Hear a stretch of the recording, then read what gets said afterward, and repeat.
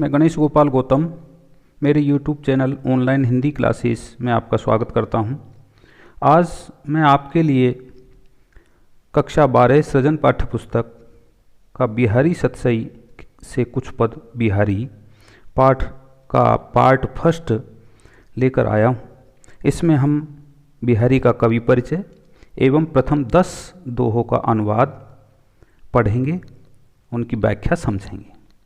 तो आइए दोस्तों, बात करते हैं हम अध्याय 4 बिहारी सतसई से कुछ पद बिहारी। यहाँ दोस्तों एक बात बता देता हूँ मैं आपको कि एक प्रश्न कवि परिचय या लेखक परिचय में से आता है जो 4 अंक का होता है। इसमें हम सबसे पहले ध्यान से बिहारी का कवि परिचय समझने का प्रयास करेंगे। जब कवि परिचय का प्रश्न आता है तो उसमें हमें क्या क्या लिखना होता है, कैसे लिखना होता है, इस प्रश्न का उत्तर वो देखते हैं। बिहारी का जन्म 1595 में, बिहारी का जन्म हुआ 1595 ईस्वी में, मृत्यु हुई 1663 ईस्वी में। ध्यान रखें आप, जन्म और मृत्यु जरूरी है याद रखना। बिहारी जी का जन्म हुआ 1595 में, मृत्यु हुई 1663 ईस्वी में। बिहारी का जन्म ग्वालियर के निकट बसवा नामक गांव में हुआ। इनके पिता का नाम केशव राय और जिस राजा के दरबार में सर्वाधिक समय तक रहे उनका नाम था मिर्ज़ा राजा जय सिंह, जो आमेर के राजा थे। उनके दरबार में ये रहे। कहते हैं जैसे ही ये पहली बार उस दरबार में गए, आमेर दरबार में, तो वहाँ मिर्ज़ा राजा जय सिंह अपनी अल्पवयस्क रानी के मुँह पास में राज्य कर्तव्य को भूल चुके थे। तब इन्होंने एक दोहा मिर्ज़ा राजा जय सिंह के लिए भेजा और काव्य का जो पारखी राजा था मिर्ज़ा राजा जय सिंह, उन्होंने उस दोहे का सम्मान किया और बिहारी का भी अपने दरबार में सम्मानजनक स्थान दिया। वो दोहा था, आपको पता हो तो मैं बता देता हूँ कि नहीं पराग नहीं मधुर मधु नहीं विकास यही काल, अली कली ही सो बध्यो आगे कौन हवाल। ये दोहा उन्होंने मिर्ज़ा राजा जय सिंह के लिए भेजा एक चिट में लिख करके। इस दोहे को पढ़कर समझकर मिर्ज़ा राजा जय सिंह तुरंत अपने राज्य कर्तव्य के लिए पुनः सचेत हो गए और तभी से इनको मिर्ज़ा राजा जय सिंह के दरबार में विशेष सम्मान मिलता था। इनकी जो प्रमुख रचना है उसका नाम है बिहारी सतसई, जिसमें 713 दोहे हैं। और बिहारी सतसई में बिहारी ने भक्ति, नीति, श्रृंगार, प्रकृति चित्रण, ज्योतिष एवं बहुआयामी ज्ञान पर आधारित दोहों की रचना कर अक्षय कीर्ति अर्जित की। ये निम्बार्क संप्रदाय में दीक्षित थे और राधा कृष्ण की भक्ति इन्होंने की। इनकी रचनाओं में उक्ति वैचित्र, अन्योक्ति, अर्थ गंभीर और अर्थ विस्तार, अलंकारिकता, कल्पना की समाहार शक्ति, इनकी खास विशेषता यही है। बिहारी जो जाने जाते हैं, एक तो समाहार शक्ति के लिए जाने जाते हैं, दूसरा गागर में सागर भरने वाले कवि थे। गागर में सागर भरने का मतलब समझते हैं? छोटे से दोहे में बहुत गंभीर बात कहना, जिसको समाहार शक्ति भी हम कह सकते हैं। जैसे इनकी समाहार शक्ति का जो एक उदाहरण है वो इस दोहे के माध्यम से हम यहाँ समझ सकते हैं। दोहा है आपका कि सतसैया के दोहरे जो नावक के तीर, देखन में छोटे लगे घाव करे गंभीर। समाहार शक्ति का मतलब होता है कि एक छोटे से दोहे में बहुत गंभीर अर्थ को कहना, उसको हम कहते हैं समाहार शक्ति, यानी कि सामासिकता। यहाँ इसका अर्थ है कि सतसैया के दोहरे, कि बिहारी सतसई के जो दोहे हैं वो किस प्रकार के हैं। जो नावक के तीर, नावक नाम होता है शिकारी का, जैसे शिकारी का तीर देखन में छोटे लगे, देखने में इनके दोहे बहुत छोटे लगते हैं लेकिन अर्थ उसका बहुत ही गंभीर होता है। किस प्रकार? जिस प्रकार शिकारी का तीर छोटा होता है, लेकिन जब वो अंदर शरीर में होकर के और बाहर निकलता है दूसरी तरफ तो गंभीर घाव करता है। उसी प्रकार से इनके दोहे भी ऐसे ही हैं जिनके अंदर बहुत अर्थ छिपा हुआ होता है। अब हम बात करते हैं पाठ परिचय की, लेकिन उससे पहले फिर मैं इस प्रश्न को आपको पुनः याद करवाने के प्रयास से एक बार फिर दोबारा बताना चाह रहा हूँ। बिहारी का जन्म हुआ 1595 ईस्वी में, मृत्यु हुई 1663 ईस्वी में। जन्म स्थल था इनका ग्वालियर के पास बसुआ। इनके पिता का नाम केशव राय, मिर्ज़ा राजा जयसिंह के दरबार में ये रहा करते थे। और इनकी प्रमुख रचना बिहारी सतसई, जिसमें इन्होंने भक्ति, नीति, श्रृंगार, प्रकृति आदि का वर्णन किया है। इनका प्रसिद्ध दोहा जो इन्होंने आमेर दरबार में भेजा वो दोहा था आपका, नहीं पराग नहीं मधुर मधु नहीं विकास यही काल, अली कली ही सो बधो आग है कौन हवाल। इनकी रचनाओं में उक्ति, वैचित्र, अन्योक्ति, अर्थ गंभीर। इनकी प्रमुख रचना बिहारी सतसई, जिसमें इन्होंने 713 दोहे लिखे हैं। बिहारी कल्पना की समाहार शक्ति के लिए प्रसिद्ध रहे हैं, जिसके लिए इनके लिए कहा जाता है कि सतसैया के दोहरे जो नावक के तीर, देखन में छोटे लगे घाव करे गंभीर। इन बातों में से आपको कवि परिचय में लिखनी होती है। मुझे उम्मीद है कि कवि परिचय का प्रश्न आपका कंप्लीट हो गया होगा। अब हम चर्चा करते हैं पाठ परिचय की, कि इस पाठ में उन्होंने क्या लिखा है।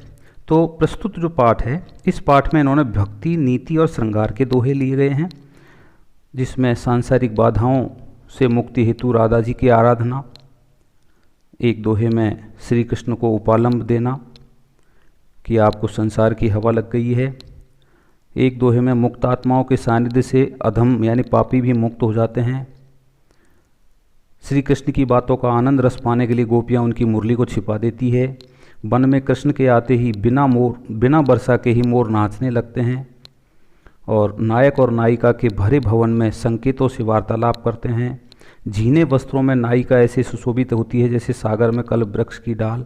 ये सारी बातें उन्होंने इन दोहों में लिखी है जो हमारे प्रस्तुत पाठ में आएंगे। चलो अब हम चर्चा करते हैं दोहों से। पहला दोहा, जिसमें इन्होंने राधा जी की वंदना करने का प्रयास किया है।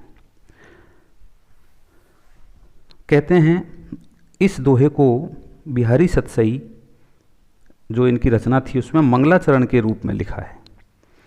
मंगलाचरण से तात्पर्य है वंदना करना। वंदना का मतलब है जब हम किसी भी ग्रंथ को लिखते हैं तो उससे पहले हम ईश्वर की वंदना के स्वरूप में, अपने आराध्य देव की वंदना के स्वरूप में मंगलाचरण की तरह से हम उनकी वंदना करते हैं। तो ये पहला दोहा इसी कारण से बिहारी जी ने लिखा है। ये बहुत ही प्रसिद्ध दोहा है, समझने का प्रयास करते हैं। कि मेरी भव बाधा हरो राधा नागरी सोए, जातन की झाई परे श्याम हरित दुति होए। सबसे पहले हम इसका अर्थ देखते हैं, शब्दों का शब्दार्थ देखते हैं। भव बाधा संसार, भव नाम है सांसारिक, बाधा मीन्स विपत्ति, परेशानियाँ, हरो मीन्स दूर करो, राधा नागरी मीन्स चतुर, सुजान, राधा। जातन की झाई, झाई से तात्पर्य है परछाई या छाया, तन नाम है शरीर का, जातन की झाई परे, शरीर की झाई में छाया, श्याम मीन्स कृष्ण या सांवला रंग, नीला रंग, हरित मीन्स हरा रंग या फिर दूर करना, द्युति मीन्स चमक या सुंदर। ध्यान रखें इस दोहे के बहुत सारे अर्थ हैं, विशेषकर 3 प्रसिद्ध अर्थ इस दोहे के हैं। हम तीनों ही अर्थों को समझने का प्रयास करते हैं। सबसे पहला अर्थ, लेकिन अर्थ समझने से पहले हम ये समझ लें कि इन दोहों की जो व्याख्या है उससे पहले हमको प्रसंग लिखना होता है। उस प्रसंग के लिए हमें क्या लिखना है? प्रसंग के लिए सबसे जो सभी दोहों में चलेगा, ध्यान से समझने का प्रयास करें। प्रस्तुत दोहा बिहारी द्वारा रचित बिहारी सतसई से संकलित है। जो हमारी पाठ्य पुस्तक सृजन के अध्याय 4 बिहारी के कुछ दोहे शीर्षक से लिया गया है। इसके बाद हम जो दोहे हैं उसमें क्या बताया उसकी भी एक पंक्ति हम लिख सकते हैं। इसमें इस दोहे में बिहारी जी ने राधा की वंदना करते हुए मंगलाचरण के रूप में इस दोहे को लिखा है। अब पहला अर्थ हम देखते हैं कि मेरी भव बाधा हरो राधा नागरी सोए। राधा की वंदना करते हुए मंगलाचरण के रूप में बिहारी जी कहते हैं कि हे चतुर राधा, मेरी भव बाधा हरो। मेरी मीन्स मेरी, भव मीन्स सांसारिक। मेरी भव बाधा हरो राधा नागरी सोए। हे चतुर राधा, नागरी मीन्स हे चतुर सुजान राधा, मेरी भव बाधा हरो। मेरे इस संसार की जो बाधाएं हैं, विपत्तियां हैं, आप उनको हरो मीन्स दूर कीजिए। क्यों? क्योंकि आप जातन की, अरे जिसके तन की झाई मीन्स परछाई पड़ने से श्याम हरित दुति होए। श्याम मीन्स कृष्ण, हरित दुति होए। हरित दुति से तात्पर्य है प्रसन्न दुति, प्रसन्न हो जाते हैं, खिल जाते हैं।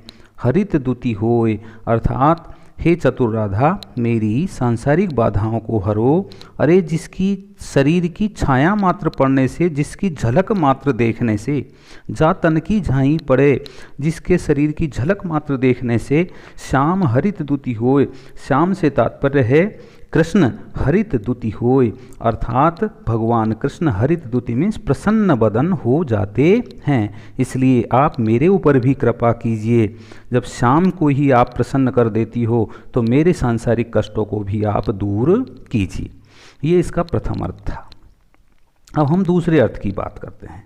दूसरा अर्थ है कि मेरी भव बाधा हरो राधा नागरी सोए। हे चतुर सुजान राधा, मेरी भव बाधा हरो, मेरे सांसारिक कष्टों को आप दूर करो।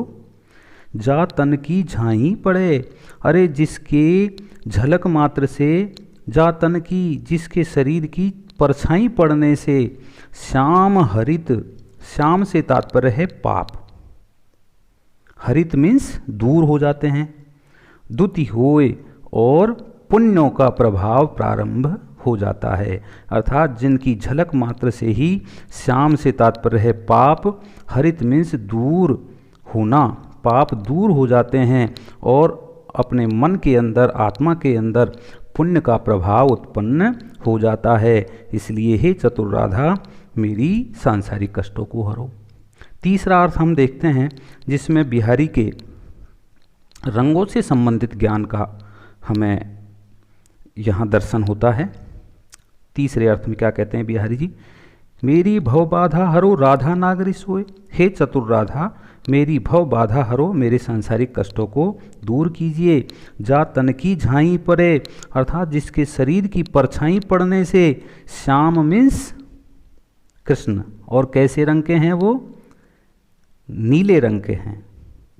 हरित दुति, हरित दुति मीन्स हरे रंग का प्रभाव उत्पन्न हो जाता है अर्थात जा तन की झाई पड़े। राधा का जो तन है, शरीर है, वो किस प्रकार का है? गोरे रंग का। गौरवर्ण होता है कैसा? पीला रंग। कृष्ण का कैसा है? श्याम, नीला रंग।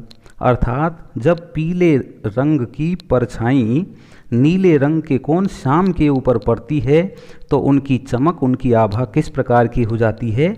हरे रंग की हो जाती है। यहाँ हम समझ सकते हैं विज्ञान के हिसाब से कि पीला और नीला, इन दोनों रंगों को मिलाने पर कौन सा रंग बनता है? हरा रंग बनता है। यहाँ ये रंगों का भी प्रभाव, रंगों का जो ज्ञान है वो भी बिहारी का यहाँ प्रदर्शित होता है। अब चलते हैं हम काव्य सौंदर्य की ओर। काव्य सौंदर्य में सबसे पहले हम लिखेंगे श्लेष अलंकार। श्लेष अलंकार कहाँ होता है? जहाँ शब्द तो एक ही आता है लेकिन उसके अलग अलग संदर्भों में अर्थ अलग अलग होते हैं, वहाँ होता है आपका श्लेष। तो यहाँ देखें आप, श्याम और हरित, श्याम और हरित इन दोनों शब्दों के अलग अलग अर्थ हैं। श्याम मीन्स कृष्ण अर्थ आया, हरित द्वितीय मीन्स प्रसन्न, पहला अर्थ। दूसरे अर्थ में श्याम का तात्पर्य था पाप और हरित से तात्पर्य होता था दूर होना, और द्वितीय से तात्पर्य लिया गया था यहाँ पुण्य। तीसरे अर्थ में श्याम का अर्थ आया था, श्याम का अर्थ प्रयोग किया था हमने नीले रंग के लिए, हरित का प्रयोग हमने किया था हरे रंग के लिए। तो यहाँ इन दोनों शब्दों में तीन तीन अर्थ आ रहे हैं। श्याम का अर्थ कृष्ण भी हो रहा है, पाप भी हो रहा है और नीला रंग हो रहा है। हरित से भी तीन अर्थ है, प्रसन्न बदन होना, हरित मीन्स दूर करना, और हरित मीन्स हरा रंग होना। अतः यहाँ श्लेष अलंकार है। भाषा ध्यान रखें, सभी दोहों में ब्रज भाषा है, छंद दोहा छंद है, और इसमें भक्ति और श्रृंगार रस का वर्णन है। रंगों के ज्ञान का भी बड़ा अच्छा चित्रण यहाँ बिहारी जी ने किया है। गुणों की हम बात करें तो प्रसाद और माधुर्य है। चलते हैं अगले दोहे पर। अगला दोहा है आपका कि तो परवारो उर्वशी सुन राधिके सुजान, तू मोहन के उर्वशी है उर्वशी समान। यहाँ क्या कह रहे हैं बिहारी जी? यहाँ भी देखिए उर्वशी उर्वशी, 3 बार उर्वशी शब्द का प्रयोग किया है, यमक अलंकार होगा, लेकिन फिर भी हम देख लेते हैं। सबसे पहले हम इनके कठिन शब्दों की ओर बात करते हैं। तो परवारो उर्वशी, उर्वशी अप्सरा के लिए, जो बहुत ही सुंदर अप्सरा है उसका नाम है उपसरी उर्वशी। कि तो परवारो उर्वशी सुन राधिके सुजान, यहाँ कृष्ण राधा को संबोधित करते हुए कह रहे हैं तो पर तुझ पर, वारो मीन्स न्योछावर करता हूँ, उर्वशी मीन्स उर्वशी नाम की अप्सरा, सुन राधिके सुजान हे चतुर राधा सुनो, तू मोहन की उर्वशी, तू मोहन मीन्स कृष्ण के, उर्वशी मीन्स उर नाम हृदय में, वसी मीन्स बसी हुई है। यहाँ देखो उर्वशी के दूसरा अर्थ मोहन के उर नाम हृदय में बसी हुई है। है उर्वशी समान, है मीन्स होकर के, उर्वशी मीन्स गले की माला या गले का हार की तरह। यहाँ 3 बार उर्वशी आया, तीनों का अलग अलग अर्थ है। अब हम इसका अर्थ करते हैं। यहाँ कृष्ण राधिका को संबोधित करते हुए कह रहे हैं कि हे चतुर राधिके सुनिए, तो परवारो उर्वशी, कि हे चतुर राधा, हे सुजान राधिके, तुझ पर, वारो मीन्स मैं न्योछावर करता हूँ, उर्वशी मीन्स उर्वशी नामक अप्सरा को भी न्योछावर करता हूँ। तू मोहन की उर्वशी, तू मोहन मीन्स कृष्ण के, उर्वशी मीन्स हृदय में वसी हुई है। किसकी तरह?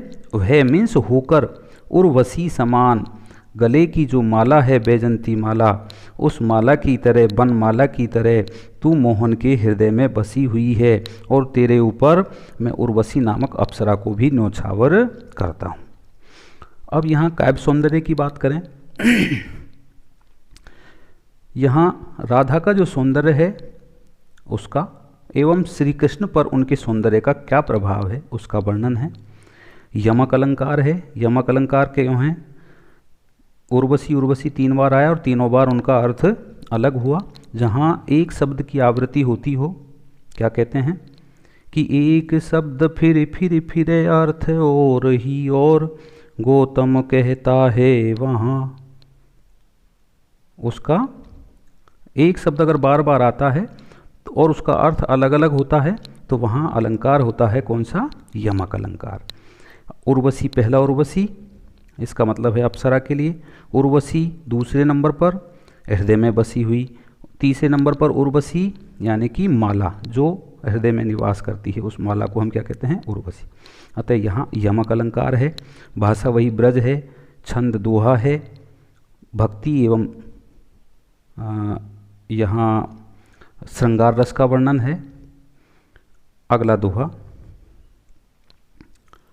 कि बंधु भय का दीन के को तार्यो रघुराई,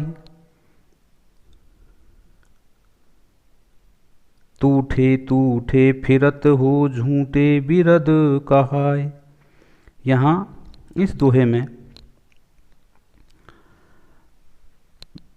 बिहारी जी इस बात को कह रहे हैं, बड़ी चतुराई के साथ अपने उद्धार की चेतावनी दे देते हैं कृष्ण को।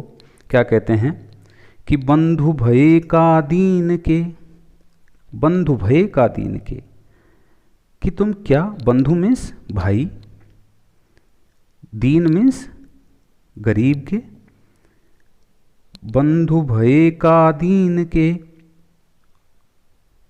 कोतार्यो रघुराई, हे रघुराई। यहाँ रघुराई नाम भी किसके लिए आया है? कृष्ण के लिए। कि बंधु भय का दीन के, कि तुम किस गरीब के बंधु भय भाई हुए हो। कोतार्यो रघुराई, हे रघुराई, हे कृष्ण मुझे बताइए तुमने को तारो, किस को, तारो मीन्स तारा है, तुमने किसको तारा है, तुम किस काम के दीन बंधु हो। भगवान को क्या कहा जाता है? दीन बंधु। इसलिए यहाँ उपालंब देते हुए चेतावनी भी दे रहे हैं कि बंधु भय का दीन के, कि तुम किस दीन के, किस काम के दीनों के बंधु कहलाते हो। को तारो रघुराई, तुमने किसको तार दिया। को तारो रघुराई, तुमने किसको तार दिया। तारने का मतलब है किसका उद्धार कर दिया।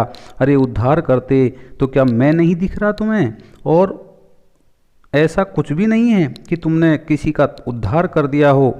अगर उद्धार करते तो मैं भी तो था, मेरा भी तो करते।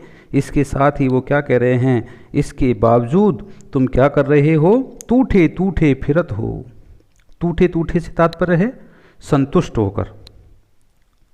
टूठे टूठे, आप संतुष्ट होकर के फिर रहे हो अपनी उपाधि को लेकर, दीन बंधु की उपाधि को लेकर। झूठे बिरद कहाय, अरे आप झूठी, बिरद मीन्स प्रशंसा, कहा रहे हो, अर्थात आप बिना काम का बड़प्पन प्राप्त कर रहे हो। लोग आपकी झूठी, बिरद मीन्स बड़ाई करते हैं, प्रशंसा करते हैं, और ये उपाधि आपको झूठ में ही मिली है, और इस उपाधि को लेकर आप संतुष्ट होकर के टूठे टूठे फिर रहे हो। लेकिन प्रभु आपको संतुष्ट नहीं होना चाहिए। अरे मेरा भी तो उद्धार करते, तब मैं मानता कि आप दीनों के बंधु हैं। यहाँ काव्य सौंदर्य में टूठे टूठे शब्द में पुनरुक्ति प्रकाश अलंकार है और अनुप्रास अलंकार का प्रयोग है। भाषा वही ब्रज है। अगला दोहा कि कब कोटि रत दीन रट होतन श्याम सहाय, तुमहु लागी जगत गुरु जगनायक जगबाई। यहाँ हम सबसे पहले शब्दार्थ देखते हैं। कब को टेरतु, टेरतु मीन्स पुकारना, दीन रट मीन्स दीन आवाज़ में, दीनता के साथ, होतन श्याम सहाय, होतन नहीं होते हो, श्याम में से ही कृष्ण, सहाय में सहायता, सहायक नहीं बनते हो। तुमहु लागी जगत गुरु, तुमहु मीन्स तुमको, लागी मीन्स लग गई है, जगत गुरु हे जगत के गुरु, जग नायक हे जग के नायक, जग बाय मीन्स संसार की हवा। अर्थ समझते हैं कि हे प्रभु, बिहारी जी कह रहे हैं कि कब कोटि रत दीन रट, मैं तुम्हें कब से दीनता के साथ रट लगाते हुए बार बार आपको पुकार रहा हूँ। होतन श्याम सहाय, लेकिन हे श्याम आप मेरे सहायक नहीं हो रहे हो। तुम हूँ लागी जगत गुरु, हे जगत के गुरु, हे जगत के नायक, हे जगत के स्वामी, मुझे लगता है आपको भी इस संसार की हवा, जग बाई, बाई मीन्स हवा, तुम्हें भी इस संसार की हवा लग गई है। यहाँ हम काव्य सौंदर्य की जब बात करते हैं तो यहाँ उपालंब शैली और व्यंगात्मक शैली का प्रयोग बिहारी ने किया है, और व्यंग के माध्यम से भगवान को समझाना चाह रहे हैं कि हे प्रभु मेरी भी सहायता कीजिए। अर्थ बड़ा ही चमत्कारपूर्ण है। अलंकार की बात करें, जग नायक जग बाय, यहाँ जय जय वर्ण की 2 बार आवृत्ति हो रही है। श्याम सहाय सै वर्ण की आवृत्ति हो रही है, तो अनुप्रास अलंकार होगा। छंद दोहा छंद है, भाषा ब्रजभाषा है। अगले दोहे पे चलते हैं हम कि या अनुरागी चित्त की गति समुझे नहीं कोई, ज्यों ज्यों बूढ़े श्याम रंग त्यों त्यों उज्ज्वल होय। शब्दार्थ देखते हैं। अनुरागी मीन्स प्रेमी, चित्त मीन्स मन, गति मीन्स स्वभाव, समुझे मीन्स समझना, नहीं मीन्स नहीं, कोई मीन्स कोई भी। ज्यों ज्यों मीन्स जैसे जैसे, बूढ़े मीन्स डूबता है, तल्लीन होता है, श्याम रंग मीन्स श्याम के रंग में अर्थात कृष्ण के रंग में, जिसको हम भक्ति भी कह सकते हैं। त्यों त्यों वैसे वैसे, उज्ज्वल मीन्स पुण्यात्मा या श्वेत या सफ़ेद हो जाता है। अब यहाँ समझते हैं हम अर्थ। क्या कह रहे हैं बिहारी जी कि या अनुरागी चित्त की, कि इस अनुरागी मन की गति समझे नहीं कोई, गति मीन्स स्वभाव, कोई नहीं समझ सकता। ज्यों ज्यों बूढ़े श्याम रंग, ये जैसे जैसे श्याम के रंग में डूबता है, त्यों त्यों उज्ज्वल होए, वैसे वैसे ही ये पवित्र हो जाता है। यहाँ ध्यान रखें, श्याम और उज्ज्वल के दो अर्थ हैं। श्याम से तात्पर्य है एक तो कृष्ण, और उज्ज्वल से तात्पर्य है पुण्य, कि जैसे जैसे इंसान भक्ति के रस में डूबता है वैसे ही वह पवित्र होता जाता है, पवित्र आत्मा हो जाता है, उज्ज्वल आत्मा हो जाता है। दूसरा अर्थ है कि जैसे जैसे व्यक्ति, श्याम से तात्पर्य है काले रंग में, उज्ज्वल मीन्स सफ़ेद, यानी कि यहाँ विरोध का आभास हमें दिखाई दे रहा है कि जैसे जैसे व्यक्ति काले रंग में, सांवरे रंग में डूब रहा है, वैसे वैसे वह सफ़ेद हो जाता है। विरोध का आभास है, लेकिन ध्यान रखें श्याम कृष्ण के लिए हैं और उज्ज्वल से तात्पर्य है पवित्र आत्मा होना, लेकिन विरोधाभास की स्थिति तो यहाँ बनती है। अब हम बात करते हैं काव्य सौंदर्य की, विरोधाभास अलंकार। जहाँ एक दूसरे के विरोधी शब्द आ जाते हैं तो सीधा सीधा हमको समझ जाना चाहिए विरोधाभास अलंकार है, क्योंकि श्याम मीन्स काला और उज्ज्वल मीन्स सफ़ेद, दोनों एक दूसरे के विरोधी हैं। अतः यहाँ विरोधाभास अलंकार है, भाषा चमत्कारपूर्ण है, अलंकारिक है, और श्लेष अलंकार का भी यहाँ प्रयोग किया है। आगे चलते हैं, अगला दोहा कि भजन कहो ताते भजो भजो नई को बार, दूरी भजन जाते कहो सूते भजो गंवार। यहाँ बिहारी जी अपने मन को समझाते हुए कहना चाह रहे हैं कि हे मेरे मन, तुझसे मैं जो कहना चाह रहा हूँ वो तू नहीं कर रहा, और जो नहीं कहना चाह रहा हूँ वो कर रहा है। लेकिन अर्थ समझने से पहले हम यहाँ ये भी बड़ा गंभीर अर्थ लिए हुए है, इसको भी हम ढंग से समझने की प्रयास करेंगे। भजन कहो, भजन मीन्स भजन करना, भजन से तात्पर्य है आराधना करना, उपासना करना। किसकी आराधना, किसकी उपासना करना? भजन कहो, जिसका भजन करने के लिए तुझसे कहा गया। ताते भजो, उससे, ब्रज भाषा में ताते का मतलब होता है उससे। भजो मीन्स दूर भागना, दूर भागा। भजोन एको बार, उसका भजन, न मीन्स नहीं, एको बार मीन्स एक बार भी नहीं किया। दूरी भजन ताते कहो, और जिनसे दूर भागने को, यहाँ भजन से तात्पर्य क्या है? भागने को। दूर भजन जाते कहो, और जिनसे दूर भागने के लिए कहा। सोते भजो गंवार, हे गंवार, हे मूर्ख, सोते उनका तूने भजन किया, अर्थात उनके मार्ग पर उनका अनुसरण तूने किया। अब हम समझते हैं इसका अर्थ कि भजन कहो ताते भजो। बिहारी जी यहाँ इस मूर्ख मन को समझाते हुए कह रहे हैं कि भजन कहो ताते भजो, हे मेरे मन, हे मेरे मूर्ख मन, जिसकी उपासना करने के लिए तुझसे कहा गया, ताते भजो, उससे तू दूर भागता रहा। भजो न एको बार, उसका भजन तूने एक बार भी नहीं किया। और दूरी भजन जाते कहो, जिससे मैंने दूर भागने के लिए कहा, उनकी तूने आराधना की, अर्थात उनका उपभोग किया, अर्थात तू उनके चक्कर में पड़ा। यहाँ इस बात का प्रदर्शन किया जा रहा है बिहारी जी के द्वारा कि जो माया मोह है उससे दूर भागने को मैंने कहा, लेकिन तू उस माया मोह में ही फंसता गया। अब यहाँ काव्य सौंदर्य की बात करें तो देखिए, भजन शब्द आ रहा है, इसका मतलब है उपासना करना। भजो शब्द आ रहा है, इसका मतलब होता है भजन करना। भजो से तात्पर्य है भागना। इस दोहे में भजो ने एको बार, भजो मीन्स भजन करना। यहाँ दोनों बार भजो भजो शब्द आ रहा है, लेकिन पहली पंक्ति में भजो से तात्पर्य है ताते भजो, दूर भागा। भजोन एको बार, उसकी आराधना तूने एक बार भी नहीं की, उसकी उपासना नहीं की। भजो भजो के दो अर्थ, भजो से तात्पर्य भागना और भजो से तात्पर्य भजन करना। दूर भजन जाते कहो, जिनसे दूर भगने को कहा, उनकी तूने उपासना की। यहाँ काव्य सौंदर्य की बात करें तो प्रभु स्मरण का महत्व बताया जा रहा है, अपने मन को समझाने का प्रयास किया जा रहा है। भजन तथा भजो शब्द में यमक अलंकार का प्रयोग किया है, क्योंकि शब्द एक जैसे ही हैं लेकिन दोनों के अर्थ अलग अलग हैं। दोस्तों, अभी भी आपने अगर चैनल को सब्सक्राइब नहीं किया है तो सब्सक्राइब कर लें, ताकि इसका जो पार्ट 2 है वो आते ही आप देख सकें, आगे आने वाले जो वीडियो हैं वो भी आपको प्राप्त हो सके।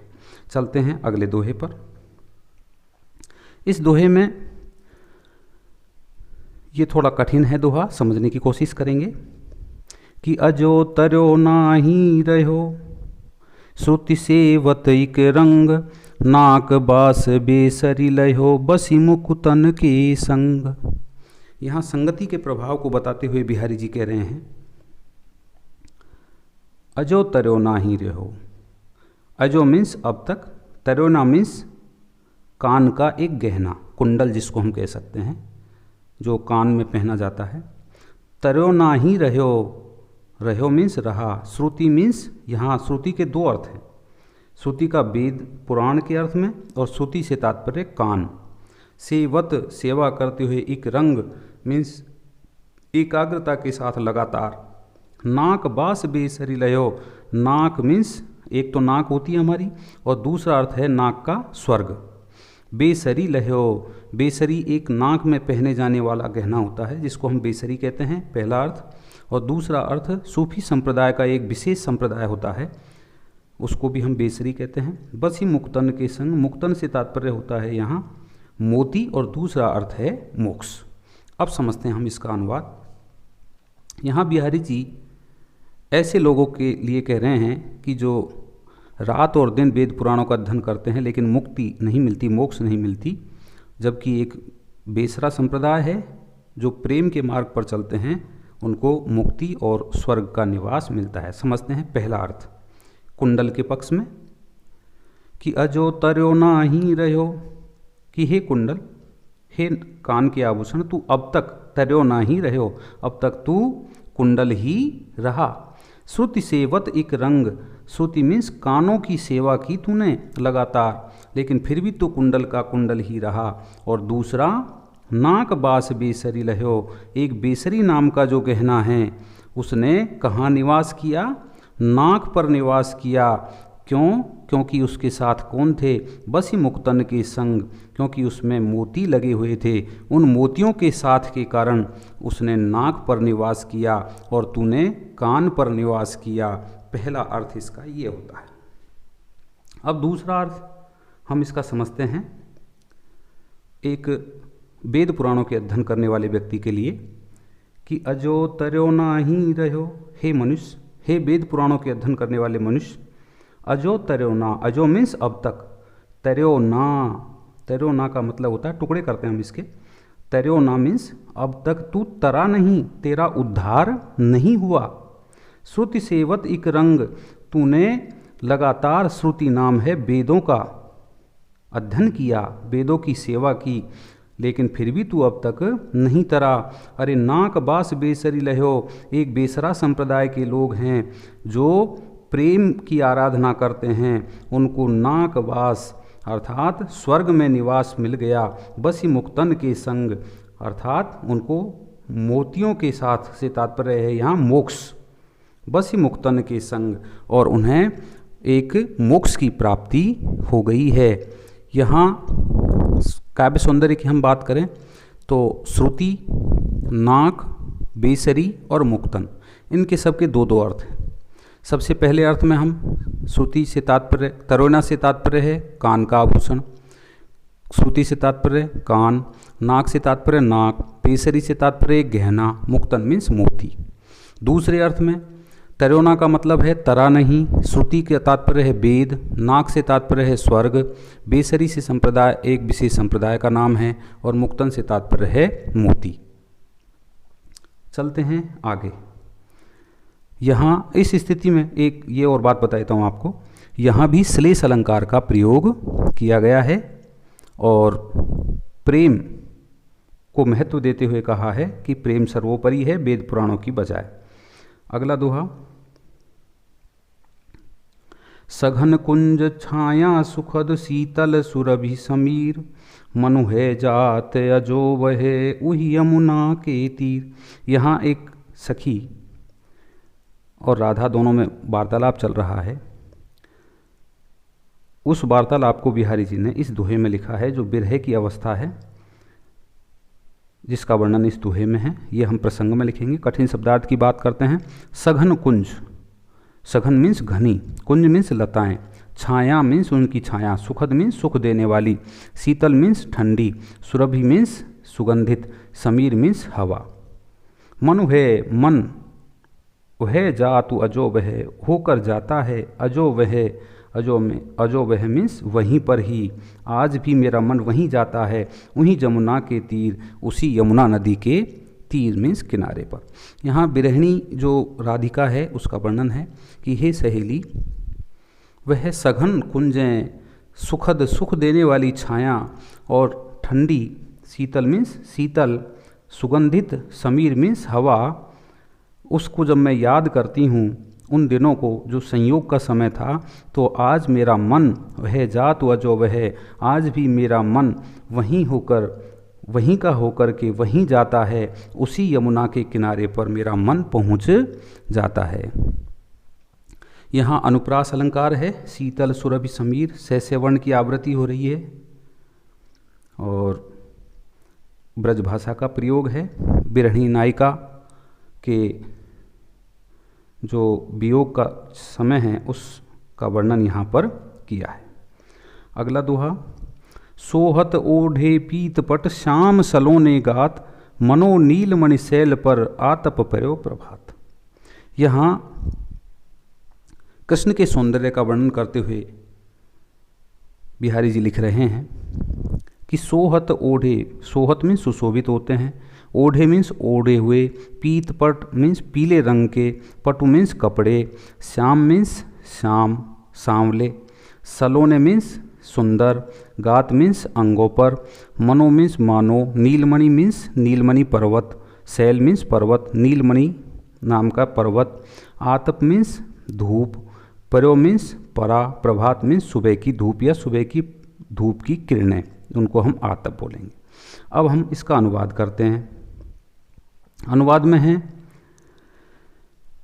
कृष्ण के सौंदर्य का वर्णन करते हुए बिहारी जी कह रहे हैं कि सोहत ओढ़े पीत पट, पीले रंग के वस्त्रों को ओढ़कर, श्याम मीन्स कृष्ण, अपने सलोने गात मीन्स सलोने सुंदर अंगों पर, अपने कृष्ण अपने सुंदर अंगों पर पीले रंग के वस्त्रों को ओढ़कर ऐसे सुशोभित होते हैं, मनो नीलमणि शैल पर, मानो नीलमणि पर्वत पर सुबह की जो प्रभात की जो किरणें हैं, आतप मीन्स किरणें, प्रभात की जो किरणें हैं, जो धूप है, वो जब पड़ती है नीलमणि पर्वत पर तो बहुत सुंदर लगती है। उसी प्रकार से ऐसा लगता है मानो श्याम मीन्स नीले रंग के सलोने अंगों के ऊपर कृष्ण ने जब पीले रंग के वस्त्र ओढ़ रखे हैं तो ऐसा लगता है मानो नीलमणि पर्वत पर सुबह की किरणें पड़ रही हो। यहाँ मनो शब्द आ गया। काव्य सौंदर्य की बात करें तो मनो से जहाँ आ जाता है तो वहाँ होता है उत्प्रेक्षा अलंकार। उत्प्रेक्षा अलंकार का प्रयोग है और ब्रजभाषा है। श्री कृष्ण के सौंदर्य का वर्णन किया है। अगला दोहा, इहीं आस अटक्यो रहे तू अली गुलाब के फूल। है फेरी बसंत ऋतु इन डारन वे फूल। इस दोहे में बिहारी जी जो आशावादी व्यक्ति हैं उन आशावादी व्यक्तियों के बारे में वर्णन कर रहे हैं और कहते हैं, इहीं आस अटक्यो रहतु। इहीं मीन्स इसी, आस मीन्स आशा में, अटक्यो मीन्स अटका हुआ, रहतु मीन्स रहता है, अली मीन्स भौरा, गुलाब के फूल, गुलाब के मूल अर्थात गुलाब की जड़ में, इस आशा में, अली मीन्स भ्रमर, अटका हुआ रहता है कि है फिर बसंत ऋतु, है मीन्स होगी, फिर मीन्स दोबारा, बसंत ऋतु आएगी, बसंत ऋतु फिर दोबारा होगी, और इन डारन वे फूल, और इन डारों पे फिर दोबारा वही फूल लगेंगे। यानी कि अली नाम जो है यहाँ आशावादी व्यक्ति का संबोधन के अर्थ में यहाँ बिहारी जी ने किया है कि आज बुरे दिन है लेकिन फिर हमारे अच्छे दिन आएंगे, और इसी आशा में भ्रमर गुलाब की मूल में अटका हुआ रहता है कि फिर इस पेड़ पर, इस गुलाब के पौधे पर दोबारा बसंत ऋतु आएगी और वही फूल दोबारा लगेंगे। अगला दोहा, को छूट्यो इहि जाल परी कत कुरंग अकुलात। को छूट्यो इहि जाल परी कति कुरंग अकुलात, ज्यों ज्यों सूरजी भजो चहत त्यों त्यों उर्जत जात। यहाँ कह रहे हैं बिहारी, को छूट्यो इही जाल परी, कौन छूटा है, इही जाल परी, इस जाल में एक बार पड़ने के बाद, कत कुरंग अकुलात, हे कुरंग, कुरंग नाम है यहाँ हिरण का, हे हिरण तुम क्यों अकुलात मीन्स अकुला रहे हो, जो जो सूरज भजो चहत, जैसे जैसे आप सुलझने का प्रयास करने के बाद भजना चाहते हो, भगना चाहते हो सुलझ करके, त्यों त्यों उर्जत जात, वैसे वैसे ही आप इसमें उलझते हुए जाओगे। अर्थ समझने की दोबारा कोशिश करें। यहाँ एक सांसारिक जो व्यक्ति है उसका भी अर्थ यहाँ कुरंग का अर्थ लिया जा सकता है कि हे कुरंग, हे हिरण तुम क्यों अकुला रहे हो, को छूटो ही जाल परी, अरे इस जाल में एक बार पड़ने के बाद में कौन छूटा है, अर्थात इस जाल में पड़ने के बाद में कोई भी नहीं छूटा। जो जो सूरज ही भजो चाहे, तुम जैसे जैसे इससे सुलझ करके और भगने की इच्छा चाहोगे, त्यों त्यों उर्जत जात, वैसे ही इसमें उलझते जाओगे। दूसरे अर्थ में जो इस संसार में आ गया व्यक्ति, उसके लिए भी यहाँ कहा जा रहा है कि हे कुरंग, हे मनुष्य, कुरंग से तात्पर्य यहाँ उस मनुष्य से लिया जा सकता है कि हे प्राणी, जब तू इस संसार में आ गया तो यहाँ से सुलझ कर नहीं जा सकते, इसलिए हे प्राणी आप आकुल मत होइए, व्याकुल मत होइए, इस जाल से कोई भी नहीं छूटा, इस माया मोह के आकर्षण से, इससे आप जैसे जैसे सुलझ करके दूर भगने की इच्छा रखोगे वैसे वैसे ही आप इसमें उलझते जाओगे। यहाँ काव्य सौंदर्य में हम लिख सकते हैं, सांसारिक माया मोह में उलझते हुए मन का वर्णन है और विरोधाभास अलंकार है। देखो, सुलझना और उलझना एक दूसरे के विलोम आ गए, इसका मतलब है यहाँ विरोधाभास अलंकार है, दोहा छंद है, भाषा ब्रज है और शांत रस का यहाँ वर्णन किया गया है। दोस्तों, ये हमारा पार्ट 1 है। पार्ट 2 की वीडियो आगे आने वाले अगले दिन में मैं आपको भेजूंगा, इसलिए अगर आपने सब्सक्राइब नहीं किया है चैनल को तो प्लीज़ सब्सक्राइब करें और शेयर करें। धन्यवाद, शुक्रिया।